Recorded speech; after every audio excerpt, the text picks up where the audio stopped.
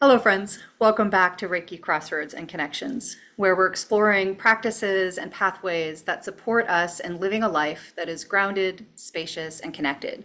Practices that help us to remember ourselves.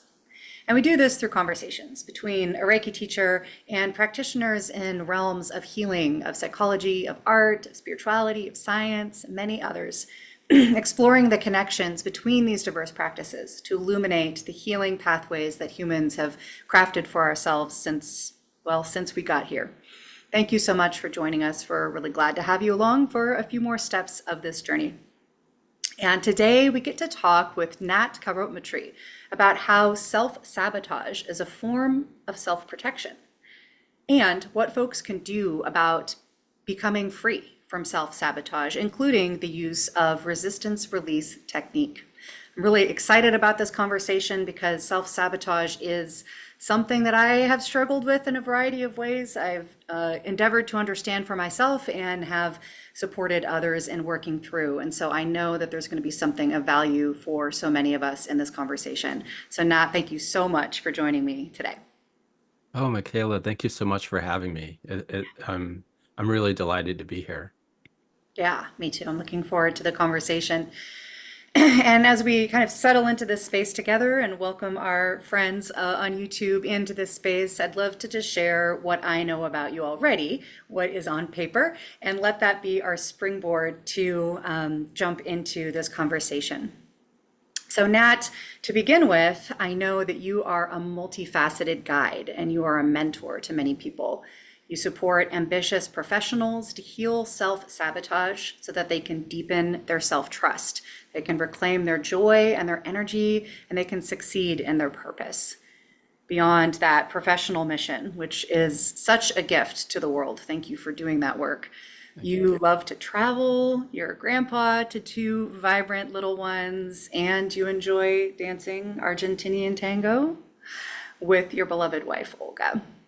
Yes. There's probably some great stories in there too. Yeah. So we will learn a little bit more about that work as well as an offering for an audio mindfulness practice that you are generous enough to share with us. We'll talk a little bit more about that as we go along. But for now, I wanted to just start by asking you how you're doing today and just help Mm, us to land in this space, what we're bringing in, what we're sprinkling into the pot to begin.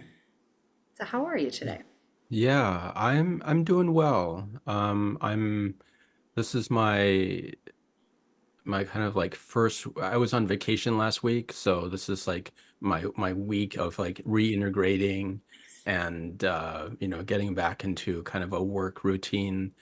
Um, So I'm with that. I was looking forward to today. It's a delight to have an interview as one of the first days back into reintegration. Yeah. And I'm also with some asthma symptoms that have, emerged for me in the last couple of days, and so I'm with that as well. Yeah. Yeah, some similar things on this side. Stepping into summer is always a bit of a, shift in the ground in terms of schedule and patterns and routines. So I'm definitely feeling a little bit of the shakiness of the scheduling there. And I love that these conversations can help ground me back in the work, but in a way that is friendly and relational rather than the grind. And yeah, we've got some fires going in our region, so I'm also feeling a little froggy. I can hear it in my voice.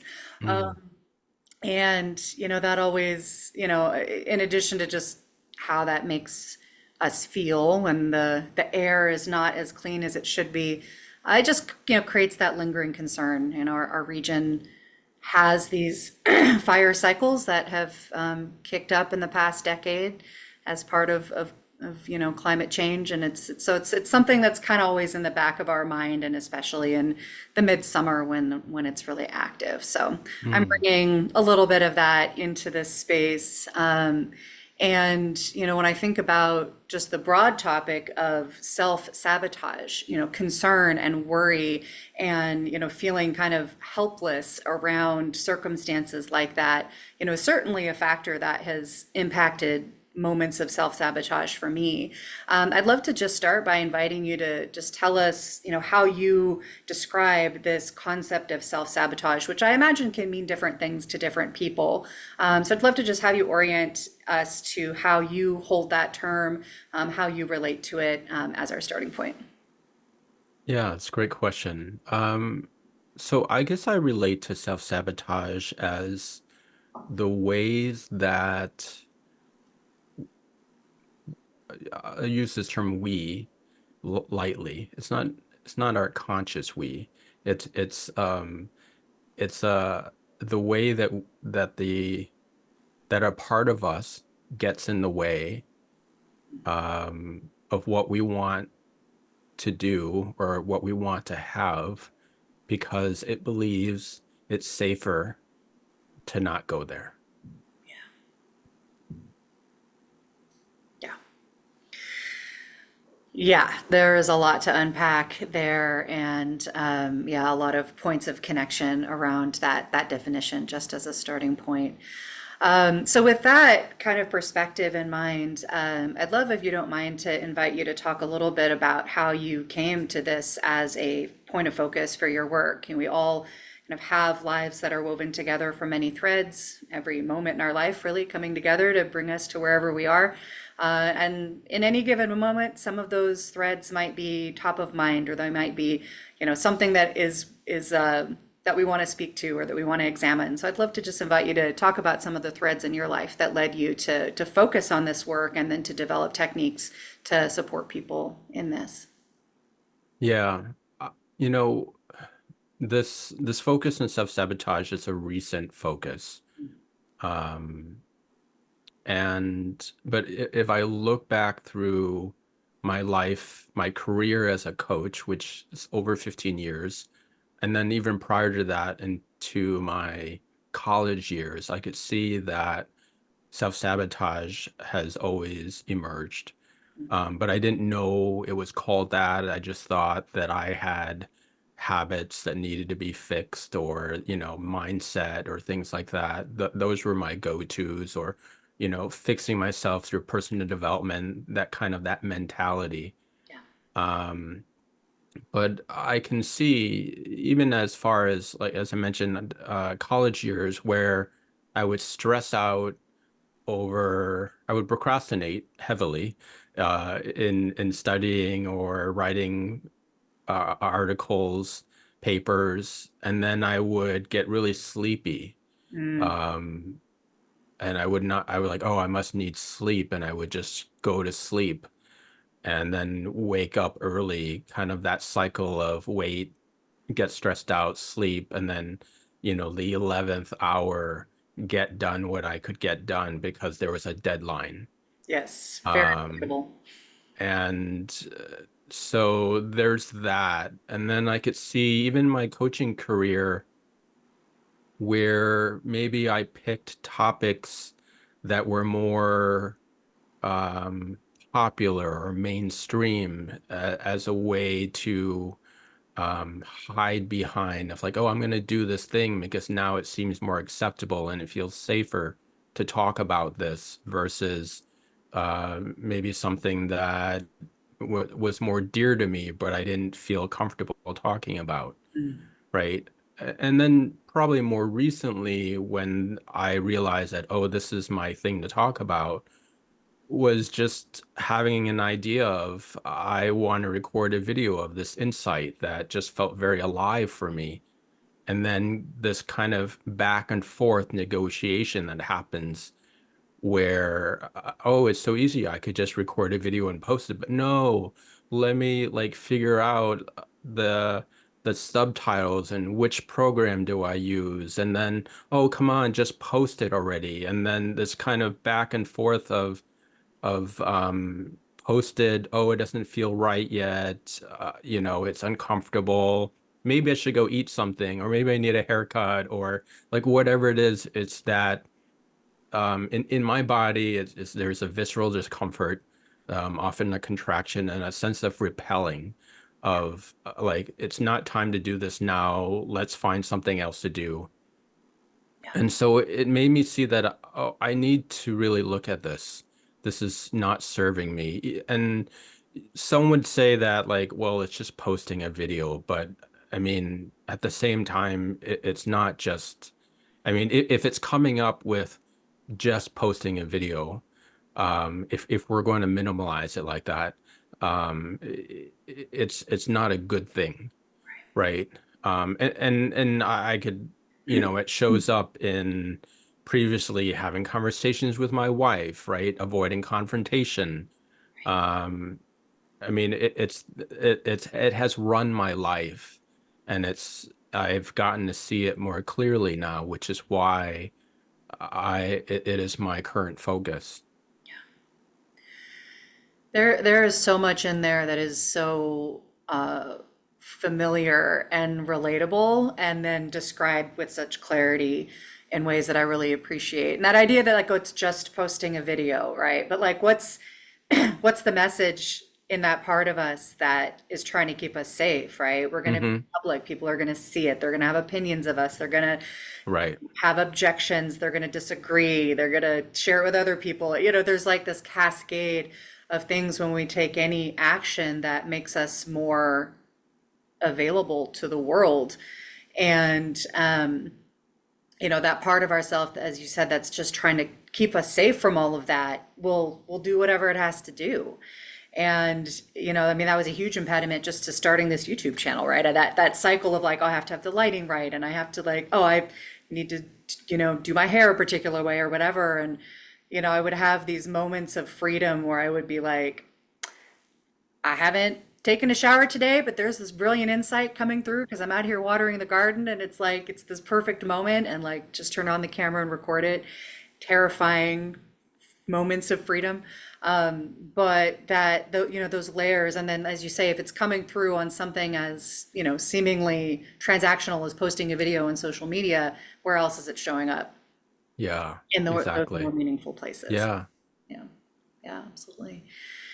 There's another piece that you mentioned that I really wanted to name and probably thread throughout the conversation was you talked about the way in which you have a visceral response to these moments, sensations in your body that kick up. That I would imagine at this point you've come to recognize, that you've come to track, perhaps even beginning to use them as cues to let you know, to cue yourself in that there is this cycle that's happening.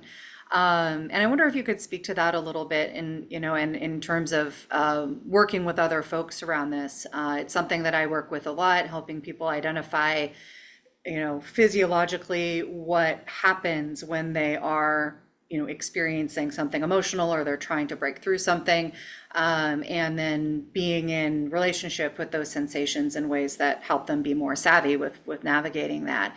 And there's a wide range as far as the degree to which people understand what I'm talking about when I talk about, how does that feel in your body? The degree to which they're kind of able to make those identifications and find them to be useful. So I wonder if you could speak to that a little bit in your own exploration and working with other people. Yeah, it is something really important. And you're right, everyone has a different degree of familiarity, sensitivity. Um, and some of it is just we might have learned at a younger age to silence it, right? Maybe we got into too much trouble because of it.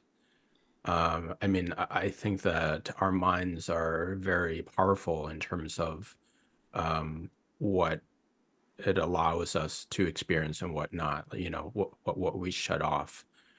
Um, I would say that with that in mind, there are different degrees. Like it could be, for me, I feel things very deeply, very viscerally, as I mentioned, and so I feel it sometimes in my solar plexus, like my upper abdomen, as like a contraction, like a knot there. Some might say it as a knot. Sometimes I feel tension in my throat area or my chest, heart center, right? Or sometimes there's like tension in the jaw. Um, and everyone feels it differently. Sometimes it is a tension, sometimes it is a tightness, sometimes it feels heavy. Different ways to, to describe it, and hopefully what I'm sharing will have some people relate to it better. Yeah. Sometimes it's a cold sensation, or no sensation sometimes is even there.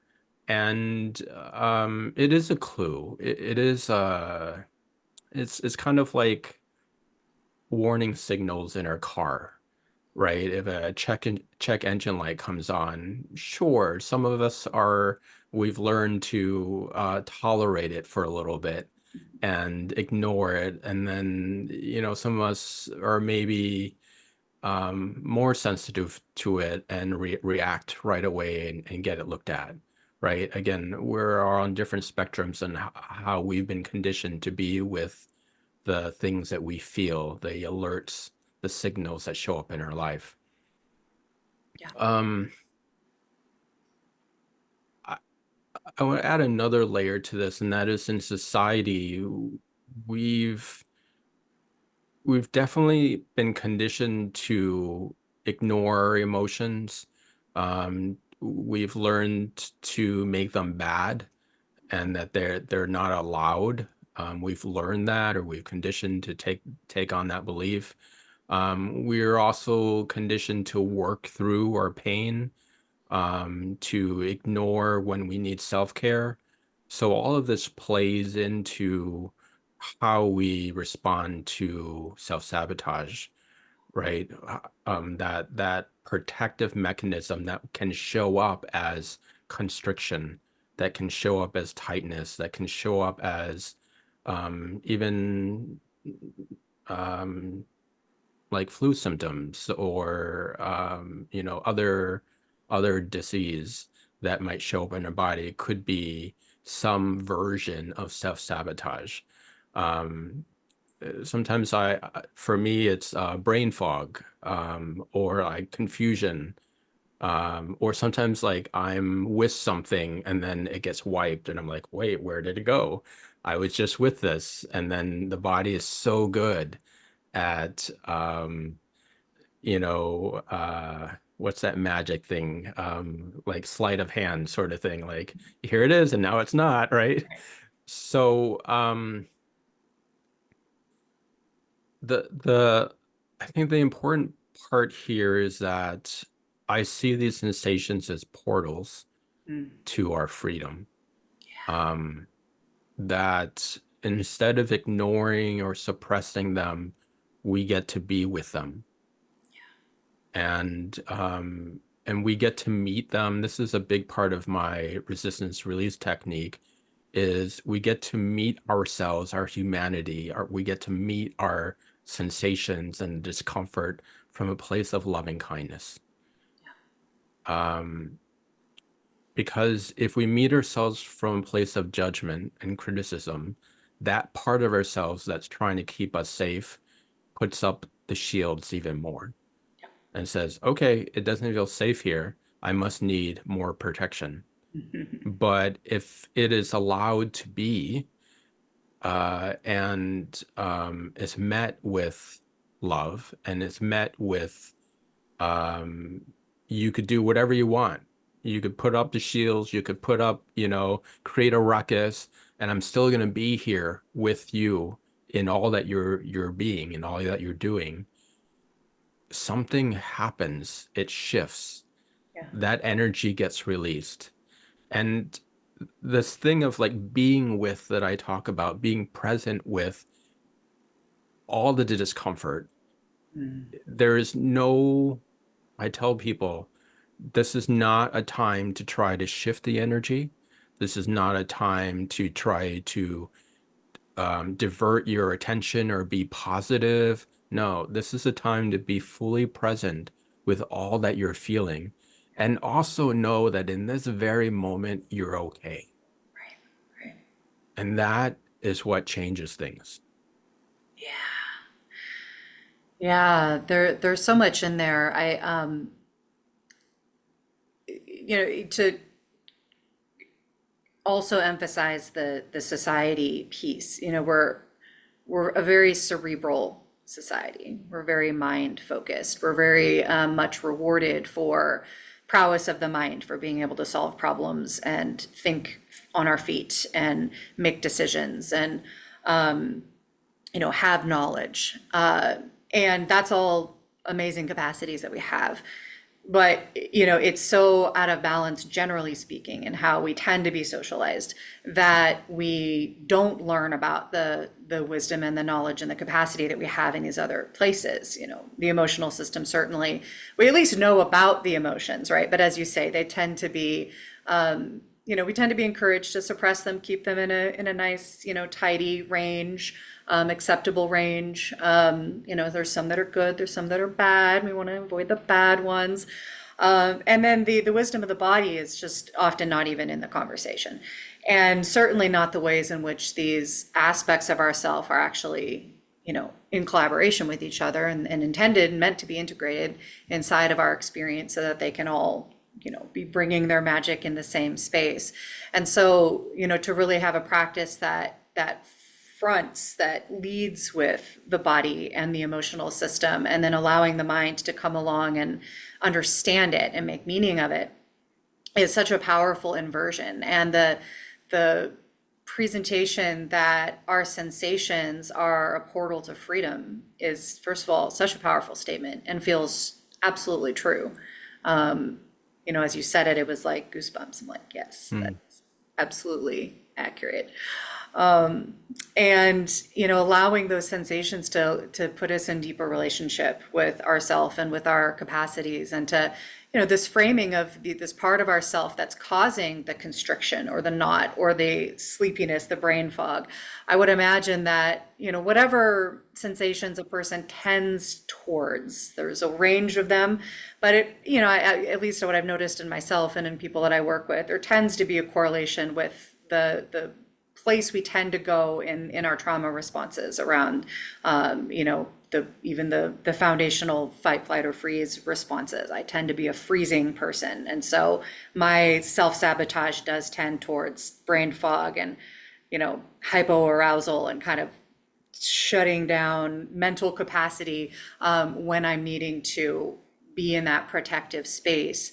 And so, have learned to recognize those cues and use them to look for, okay, what is it that's feeling threatening about whatever this is. So yeah, I love that, the way that you're pulling those connections between those physical sensations and something that feels emotionally frightening or averse in some reason, for some reason, and then the meaning that we can make about those things in our mind. And I'd love to have you just talk a little bit more about the resistance release technique, anything that you want to share about the structure, about the approach, what people might be able to expect from working with this approach. Yeah, thank you. So what I've discovered in helping people face the resistance and releasing the resistance is that we need to be specific. Self-sabotage loves confusion, it loves distraction. It's one of its tools to get us off of the thing, right? To avoid looking at the thing that it thinks shouldn't be looked at. Yeah. And so when I lead someone through the process, through the technique, I have them come with a specific situation where they're noticing resistance coming up. It could be anything like they're trying to finish writing a book, but they keep avoiding sitting down to write. It could be that they're wanting to exercise more and eat better, but they keep not finding the time, right? It could be anything, but something specific.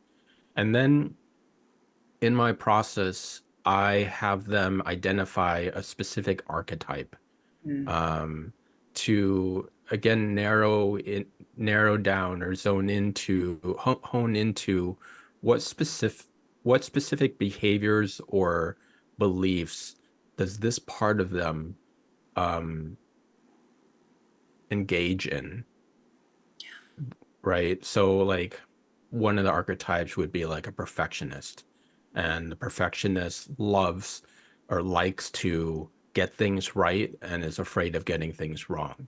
Yeah. Right. And so if you're walking around with this identity that I am wrong, but I'm trying to get things right, then that shows up in the ways that you self-sabotage, meaning you might procrastinate a lot. You might keep on tweaking things. It doesn't ever feel right enough. As soon as you get to where it feels right, you feel like you're going to miss the details, Mm. and then you keep on tweaking because you think that with more time, you will finally get it right to Mm. the level that you feel safe, or you'll meet expectations. And the perfectionist also, in many senses, is trying to meet an expectation that's not clearly defined. And so that's why it keeps on trying to meet and keeps on procrastinating. So that's like one archetype.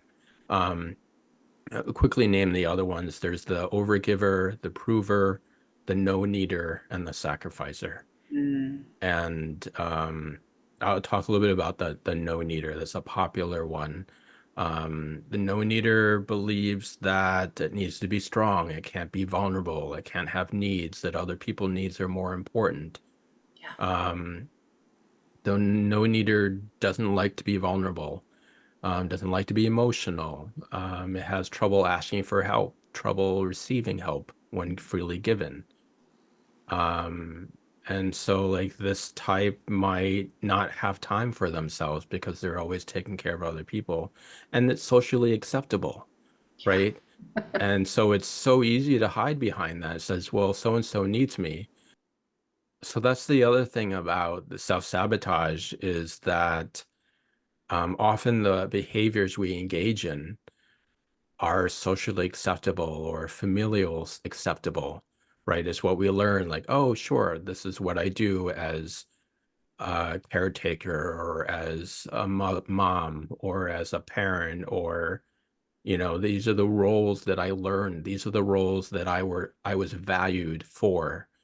And so let's keep that up. And if I go against that, well, that's where trouble comes in, right? Yeah. So the value of identifying the archetypes is to see more clearly the behaviors that we engage in, so that we can, in the similar way that you pointed to before, of looking at our emotions and our sensations, right? That if we can see our behaviors, then we can move through them and we can choose something differently. So then after identifying the archetypes, identifying what the behaviors are, the ways, the beliefs that how do I best describe it? So the archetypes are basically trying to prevent the possibility of someone seeing you as blank, or telling you that you're blank. And the archetypes, or this part of us, they're they're trying to prevent any possibility, because often they're young in nature, right? They believe in absolutes. I'm either this or I'm not. Yes. And so like oftentimes people present like they they don't want to be inconsiderate, or they don't want the thing that they're creating to be crap. And so they're trying to prevent any possibility of coming across that way.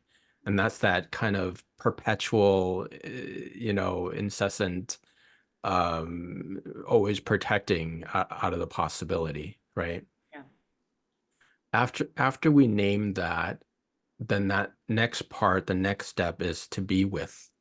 And this is where I very lovingly will tell them the thing they don't want to hear. Yeah. And they get to see their body's reaction. And I invite them to be with the sensation, be with where it is in their body, and to allow any emotion to come up, to allow anything that's coming up, to allow it to be there. Yeah. Um, After that, we switch gears a little bit, because what I notice is not only do we protect against let's say, not wanting to be not enough. We also protect against being all that, like owning our greatness. And that's the next step, essentially, is to claim something about ourselves that is true, that is speaks to our essential selves, that we tend to not do because we don't want to be judged as egotistic or pompous, or too big for their, what's that, too big for their, Riches. what's britches, yeah, right. So we confine ourselves in this box of what we can't be, and yeah, basically what we can't be and what we can't be too much of. Yeah. So claiming a greatness and being with that, being with any discomfort that comes up around that is huge. And then the last step is what I call integrate, where we look at both. Like, let's say one of their greatness is being powerful. And so I might invite them to explore, I am powerful, and sometimes I feel like an idiot, let's say, as an example, and to be with both and to hold both, Right. to see that one doesn't negate the other. And that creates space in their bodies, right? Create space in their energy. Like, oh, I can be both. There's nothing wrong with that. Sometimes I will feel like an idiot, or sometimes people will think that I'm too much.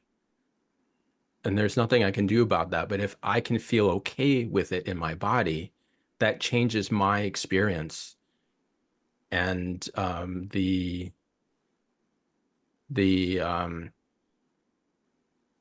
I often think of self-sabotage as if our sensors are on high alert. Mm. If we had a volume dial, or like and back in the days when we had dials, and 0 to 10, and like 10 was highest, oftentimes our dials are set at 10 as high alert. And by creating space in our bodies for our greatness and our humanness, which is also our greatness, then we get to turn down that dial a little bit. We're not in danger of tripping the wire. That's a really valuable metaphor, I think, and related to, what you said earlier about navigating discomfort and how, obviously we have a great impulse to avoid discomfort because discomfort can become pain and pain can become death. That's the trajectory that our system is trying to avoid. But, also there's discomfort in any form of growth or change or learning or becoming more of who we are. And so being able to, I loved how you talked about, not recognizing the discomfort, recognizing where those constrictions are and how we're trying to either ignore them, move away from them, or, solve that problem as if it's a problem, and to learn to simply be with it. And that feels really, when I think about the connections with practicing the system of Reiki in the way that I do, I talk about the energy map that we follow being one that begins with grounding and begins with rooting. And I often notice in my own practice, and then equate that with things I notice with other people, that sense of rootedness and working with the body, working with the belly in particular, the first diamond, the first energy center in the practice, that is connected to our physical body, connected to the earth. That sense of becoming more safe and more, like we have a firmer foundation, our feet are underneath us, we're not going to fall down even though we're uncomfortable, is often a really powerful place to start when we're feeling that sense of discomfort, which tends to, send us into anxiety and send us like up off our feet, and that can make us feel very off balance. And then the next place, once we kind of have gotten that stability, that rootedness, that foundation, and therefore can kind of stand in our discomfort more powerfully, that next space is spaciousness. It's coming then up to the above places and the wide open space inside of us and around us. And I often talk about creating the sensation of there being more space inside of us, that there's plenty of space inside of us to hold, as you're saying, the contradictions of what we might be experiencing. And that life is full of paradox and contradiction. And yet there's a part of us that seeks that concreteness, right? That black and whiteness that you talked about, these parts being these young parts, right? That have trouble seeing nuance, that have trouble seeing spectrum and breadth and depth in our experience, and really, tend towards seeing things as good or bad, and that we need to pick the right one. And so making that physical sensation of there being enough room, for all of those parts and all of the things that they say, and, being great and an idiot at the same time, being brave and afraid at the same time, whatever those contradictions are. And that there are practices that help us to do that, that help us to generate that sensation, and to be able to call on it when we need it, when we recognize that we're contracting around something like that. And then that final step is connection. It's that place in between the heart space that allows us to really feel connected to ourself and to what we're meant to do, and then therefore to each other and to the world around us. And that we really need to tend the conditions for connection, that we need to create the conditions inside of ourselves where we can really feel that sense of connection. And these archetypes that you're speaking to are so helpful, because they kind of, in a sense, embody conditions that are not conducive to connection, right? You talked about the part of ourself that might extend towards other people, and that part is rewarded, right? Because being a helper, being a caregiver is rewarded in many ways. That becomes a way to contract around tending to ourself, connecting with ourself in particular ways. I used to teach a class pretty regularly on self-care, simple topic, how to take care of yourself. But part of the central theme was the way in which self-care is so often equated with selfishness. And, taking care of ourselves is seen as, casting aside our obligations to others. So again, making more space for both of those things to be not only possible, but necessary in the course of a healthy life. And so, I love the way that you're laying this out and bringing these archetypes in as this mirror, this reflection, to help us see more clearly kind of what's going on subconsciously, what's going on, behind the conscious decisions that we're making. There's another practice I want to speak to, but I wanted to just pause there and see if anything else came up from those connections. There's so much good in what you shared. There are a couple of things. There's one thing that keeps on coming up, and it's this idea of spaciousness in our body. And what I saw when you were speaking was this idea of we're always connected, right? We're always connected to our essential selves, but something might have happened to us where, energetically, nervous system wise, we got into the habit of shrinking. We got in the habit of constricting. And we learned that, we made that connection of when I hide or when I shrink, when I am not visible, then I am out of harm's way. And then you make that intellectual, rational connection of when I am this way, then I don't get hurt as much. I'm not as visible. I'm not going to be triggering something. And so then I think what happens is that we identify with the constriction as the safety thing, right? Or even you talked about being a helper, or I might even talk about people pleasing, right? It creates a sense of connection, but it's not real connection, right? We feel connected because we're not being harmed. We feel connected because someone is treating us in a loving way, even though it's conditional, right? And so we start to equate that behavior with connection while losing ourselves in the process, right? So, back to the spaciousness in the body, then I sometimes lead people through this kind of like, stand here, right here is neutral. Take a step to your right, and this is when you're in your power, a new version of you, fully embodied. Mm. And then come back to neutral, and then take a step to the left. And to the left is you shrinking and collapsing your energy. And I invite people to have an experience of that because what they think is safe, which is shrinking to the left, actually feels more constricting and stiff and heavy in their bodies, right? Versus taking a step into their power on the right side, they experience buoyancy, strength, power, expansion, right? And I would say that a big part of my work beyond the self-sabotage is helping people experience this in their bodies and not their minds like to get in the way, right? And it's like again we have this connection, but then there's like the wrapper.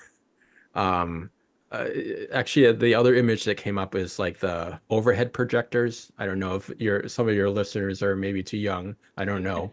um but the overhead, it's like, imagine if, here's my phone, and here's a light shining, right? And then you would have a film, clear film on top, and then like a periscope type of thing that would with a mirror that projected onto the screen, right? Oh, And yeah. so it's like we are the light, we are that connection, but we have an experience, we put a layer of Mm. film onto our light, and it projects, and we start to identify as the projection, Right. forgetting that we're the light, Mm. right? Forgetting that we're connection, we're awareness, we're divinity, Yeah. right? So I say a big part of when I talk about self-sabotage and these sensations as portals to freedom, it is that, right? It's the freedom of being ourselves, the Absolutely. freedom of being who we are, and allowing more of who and what we have always meant to be expressed and valued beyond what we've been conditioned. Yeah. So many similar points of imagery and metaphor and practice here.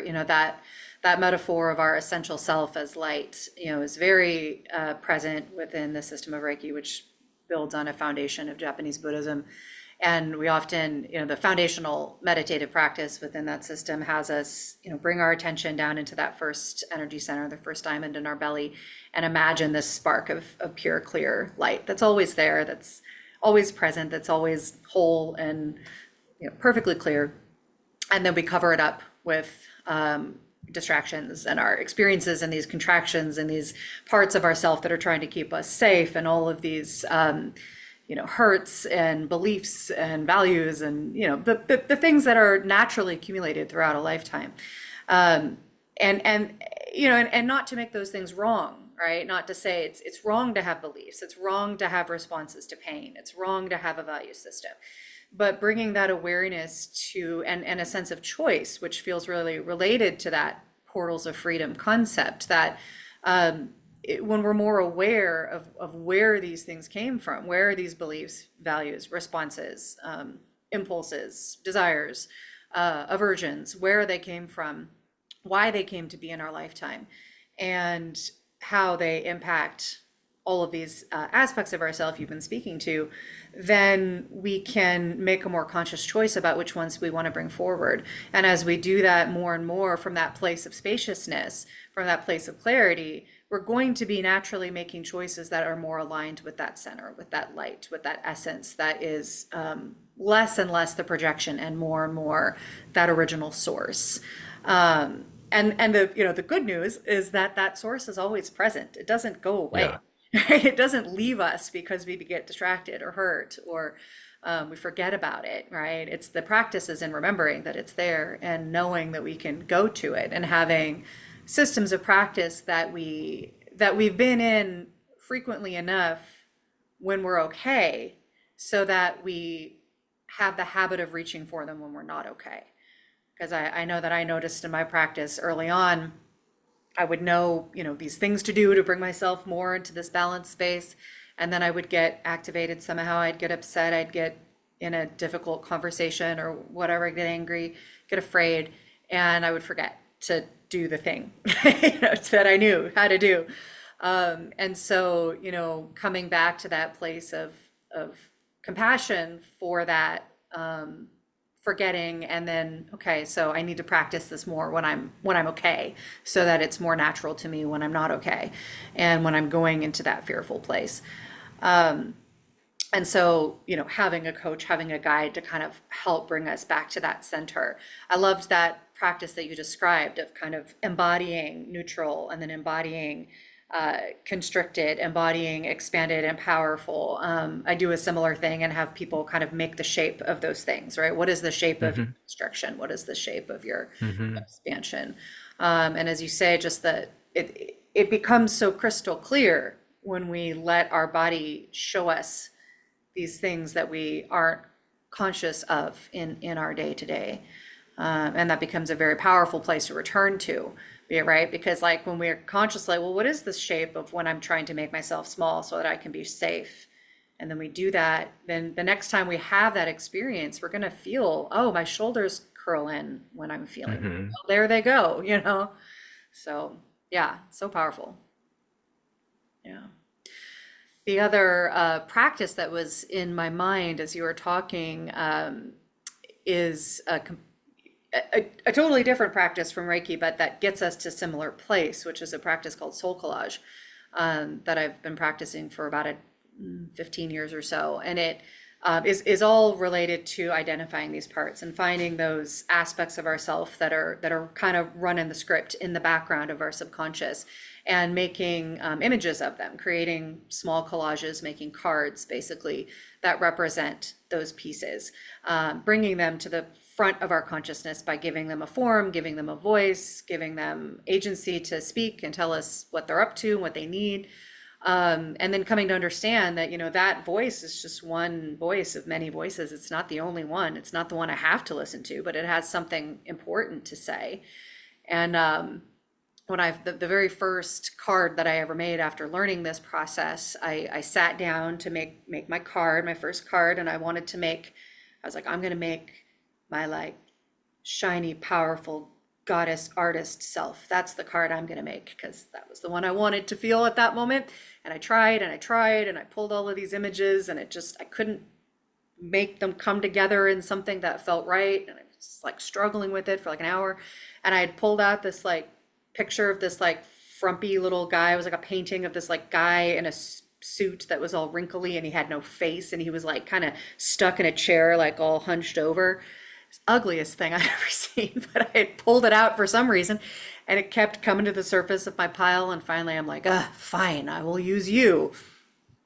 Threw this card together, put him in this like prison background, whatever. And I was like, oh God, I hate this. But the task is you make the card and then you set it out where you can see it so you can learn about it.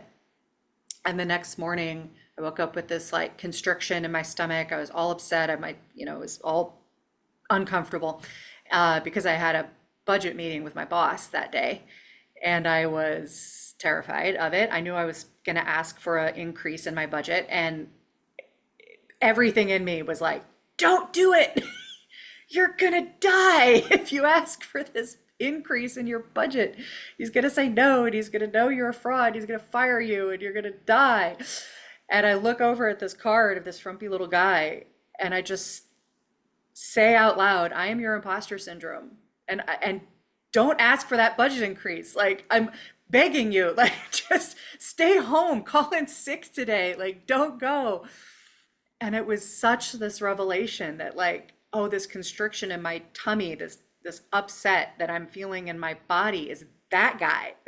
He's the one who's causing that to happen Mm, because he's yeah. terrified that if I go and ask for a bigger budget, I'm gonna die.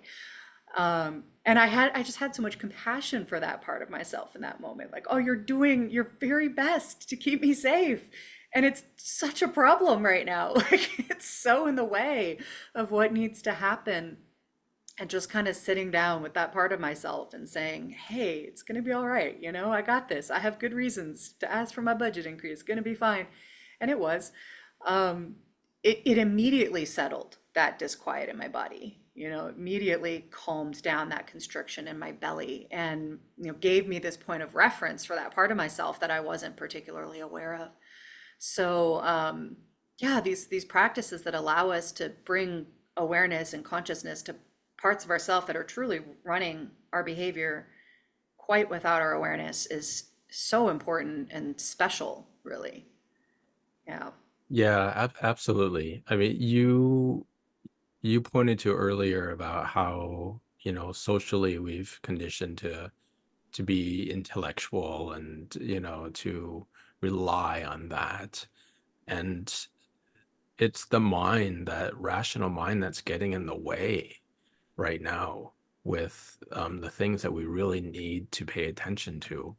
Um, I think a big part of self-sabotage is not only the visceral stuff that comes up, it's the way that our minds project narratives forward, right? As of another a form of protection, but it's so easy to get lost in the stories of our mind and then forget that we're now just living in the stories of our mind and not facing reality, Yes. right?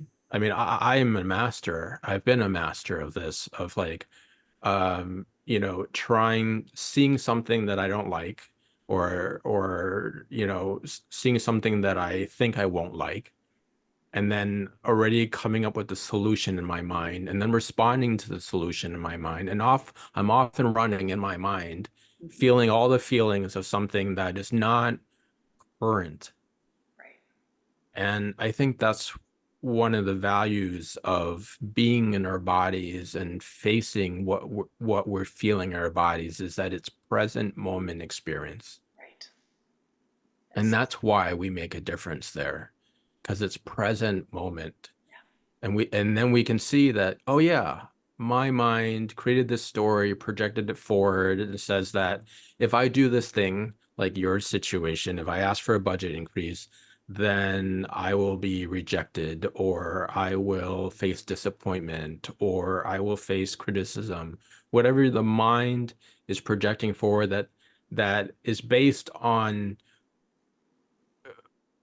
an experience that you had at some point in your life, that it took, well, this is the way it is. It's the way it's always going to be. Let's project it forward. But that limits our experience, right?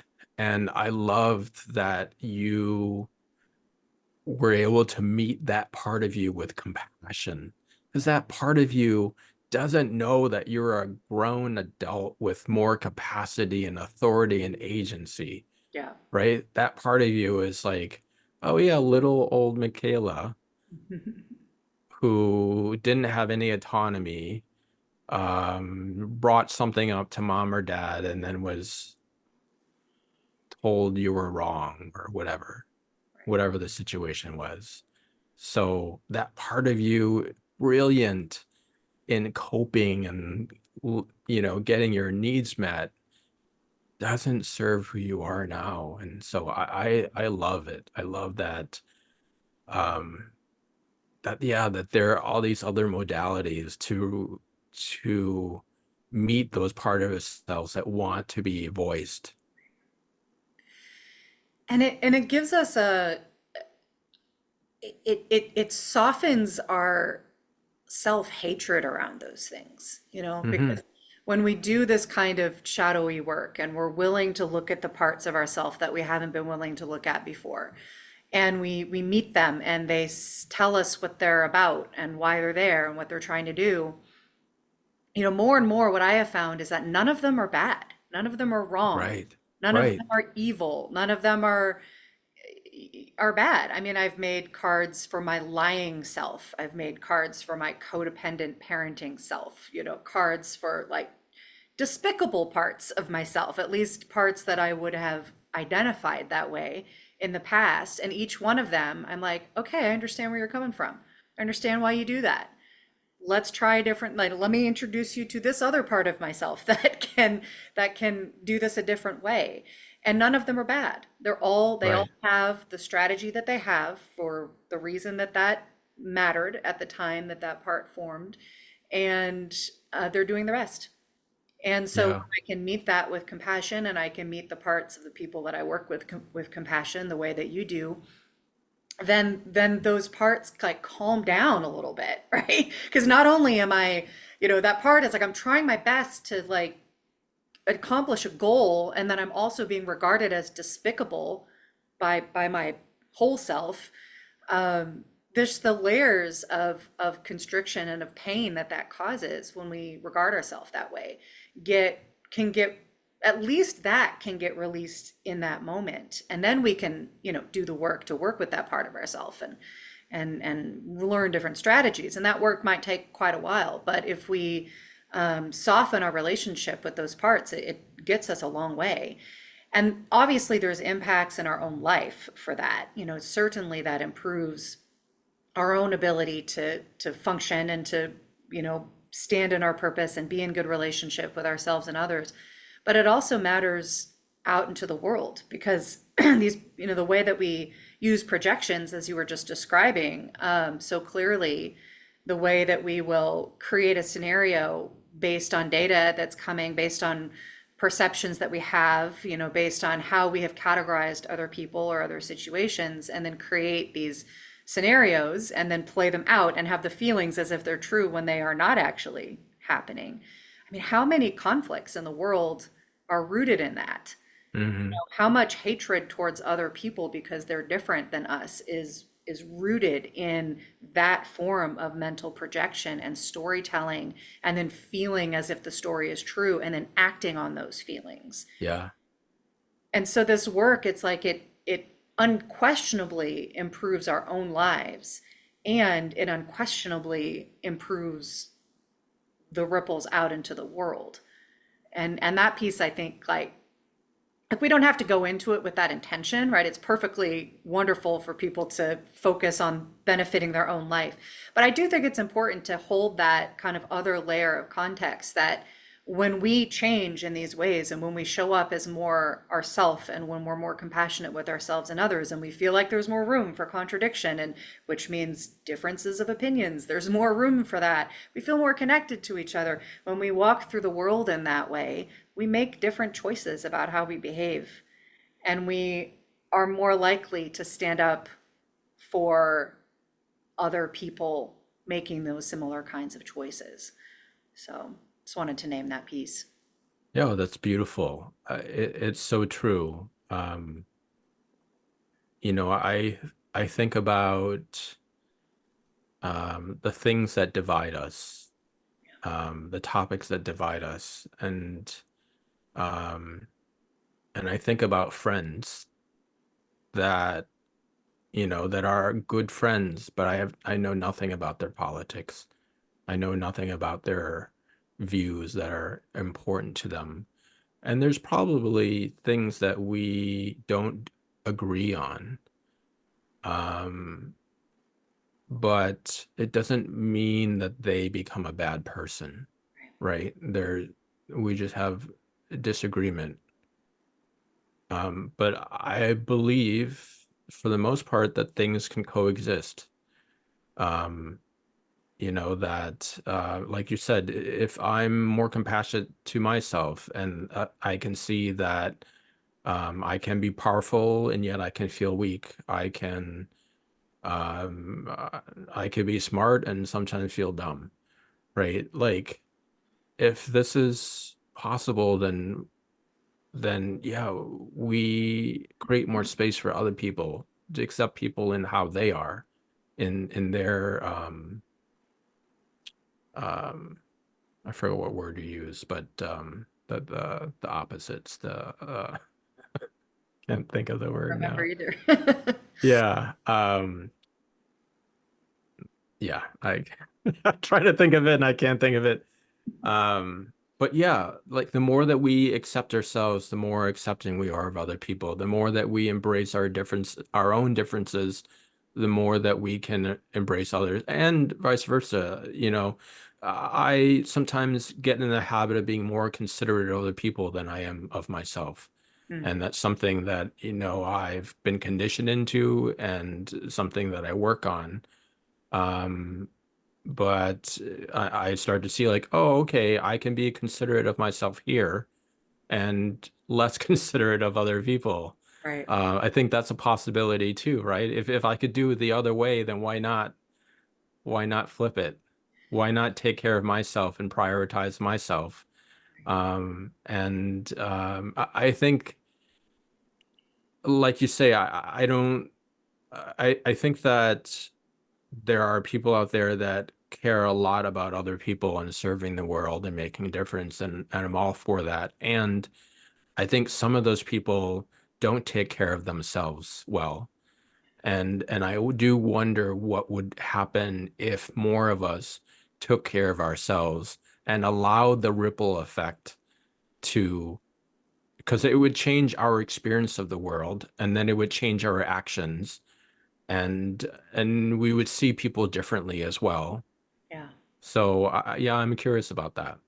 Well, and that's the entire reason that I started Hardscapes, my practice. I mean, I worked in higher education for 15 years, specifically running social justice leadership development programs. So working with students who were, absolutely committed to making social change in the world. And for the most part, were coming to that commitment because they had been harmed in some way. They had experienced oppression or discrimination or, lack of resources or some other experience that they had had themselves or that they had witnessed that caused them to be passionate about making some change in the world. And, in the context that I was working with them in, I was, pretty much we were focused on that external piece of like pushing against that injustice, and, giving it everything you had, but not any space or resources or consideration for how to really tend to themselves well and to pace themselves in that and to, make sure that they were okay and to maybe, make sure that they'd dealt with that past hurt first, before pushing against the systems externally. And, what I saw as a result was a whole lot of kids like flaming out and burning out and hurting themselves because they were so passionate about making this change, but they weren't tending to those places that had been hurt that caused them to care about it in the first place, Hmm. which includes hurt caused by observing harm to other people. And so that, as much as I could, I would bring that piece in with them, how to really tend to themselves and understand themselves and give themselves spaciousness. But they were also then, going into work dynamics that asked them to give everything that they had. And there was just such conflict in that. And I just, I knew that my contribution was supposed to be on that internal space, not in the external space. I'm much better at it, first of all, not as good at, activism as I used to think. But what I found that I needed to redefine what activism looked like for me, in terms of what my contribution was. And it is an activism of fortifying the self and of everything that we've just been talking about, Hmm. making room to be, to feel limber and spacious inside of very constricting times, because the world will constrict us, right? We don't need to do that to ourselves. And, and then this piece of like, and we've been speaking this whole time about the difference between having a layer of subtlety in how we approach these things versus this binary kind of black and white, good or bad thinking that is, a very young part of ourself. And when I think about dynamics between us, on the one hand, that binary thinking makes it very hard to be in friendships with people that we have disagreements with, to be in good, friendship or at least respectful, communicative exchanges with people who are different, who think differently, who have different opinions, who have different politics.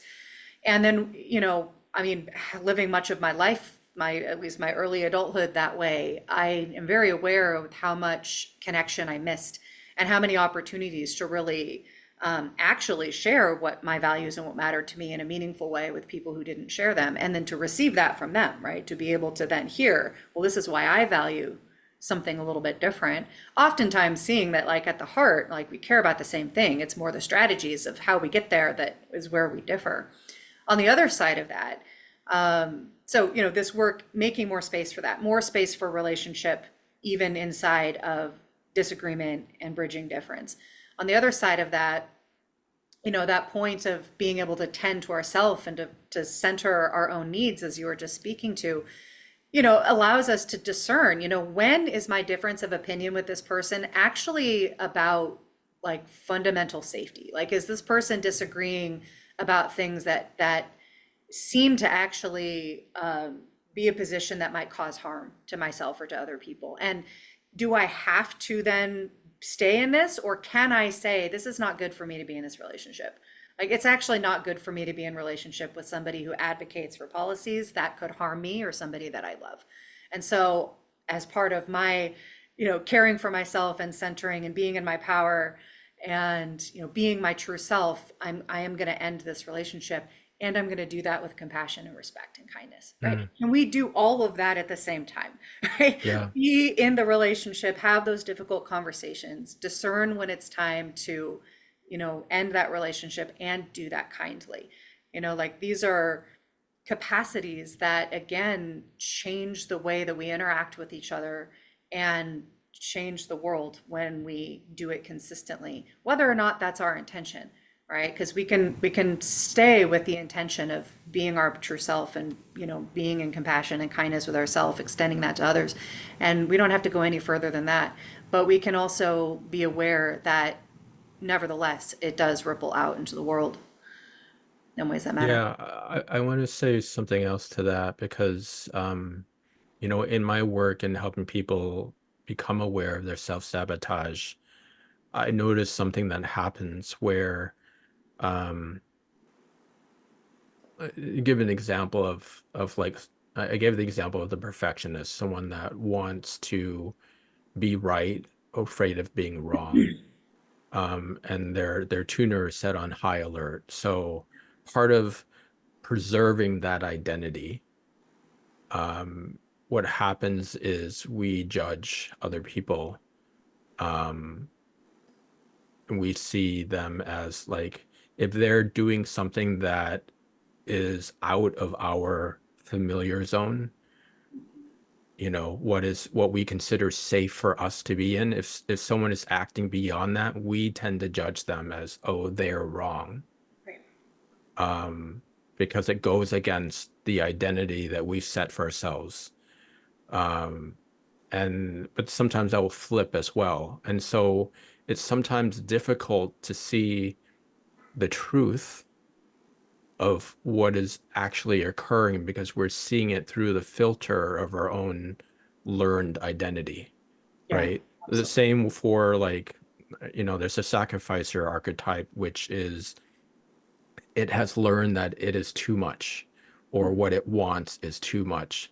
And it lives within the confine of never tripping the wire of coming across as too much.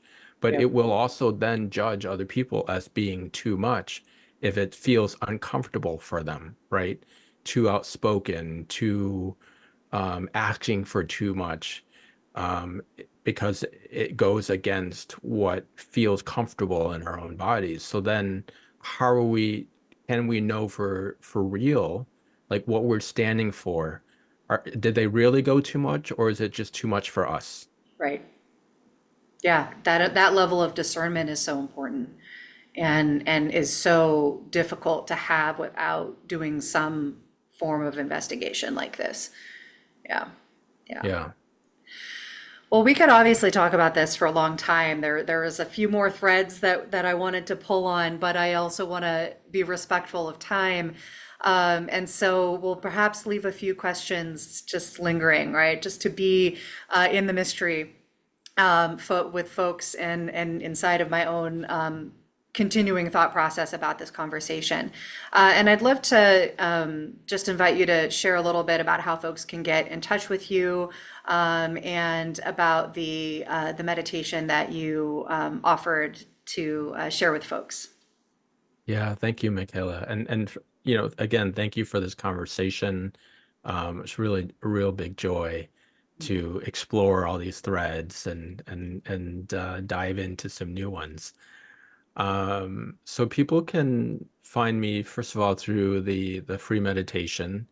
It's called Notice and Be With, and it's essentially a guided invitation to be present and name what is here for them.